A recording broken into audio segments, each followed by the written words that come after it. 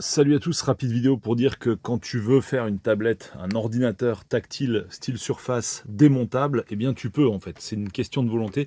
Il y a uniquement ces quelques vis là, vous voyez, on a 5 vis ou 6 vis, et puis hop, on a accès directement à l'intérieur de cette tablette de marque HP, et on peut changer ce qu'on veut, hein, le SSD typiquement qui n'est pas soudé. On a accès à la batterie également, éléments tournants, ventilateur si besoin. Bref, on peut changer des tas de trucs. L'écran aussi, hein, tout simplement, on peut changer l'écran. Donc voilà, tout est vraiment facile en termes de démontage sur cette tablette. Il y a uniquement derrière le pied ici, donc c'est un Elite X2 hein, pour ceux qui se poseraient la question.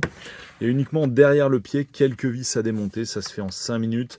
Alors évidemment, il ne faut pas y aller à la bourrin, hein, c'est quand même un petit peu délicat à déboîter, mais bon, ça se fait sans problème, évidemment infiniment plus facilement que si on devait décoller l'écran, hein, parce que là, ça se traduit sur certaines machines quasi systématiquement par la mort de l'écran, hein, notamment sur Surface. Pour arriver à en décoller un sans le péter, ça relève limite du miracle. Et là, voilà, on a accès à tout, rien n'est collé. Encore une fois, voilà, juste 5 ou 6 vis pour démonter l'ensemble de la partie tactile de cet HP. C'est vraiment un truc extrêmement cool. Et c'était sur un Intel, c'était quoi? Sur un Intel de quelle génération? Ça doit être marqué juste en dessous, on va regarder. Alors évidemment, c'est pas un produit récent, malheureusement.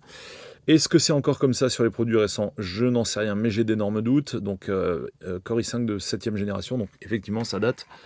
Et à voir comment c'est maintenant sur les nouveaux modèles. Dites-moi-le au travers des commentaires si vous le savez, puisque ici, il y a plutôt des ordis anciens qui arrivent en réparation. En général, c'est quand même assez rare d'avoir du neuf. Ça part via les SAV des constructeurs officiels en termes de réparation, hein, plutôt que par chez moi. Voilà.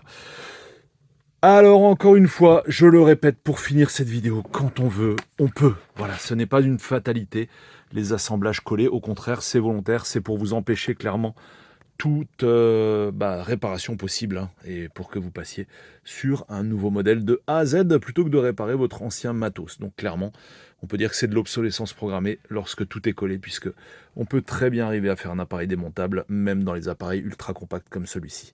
Allez, dites-moi ce que vous pensez de tout ça au travers des commentaires et on se retrouve dans d'autres vidéos. Ciao.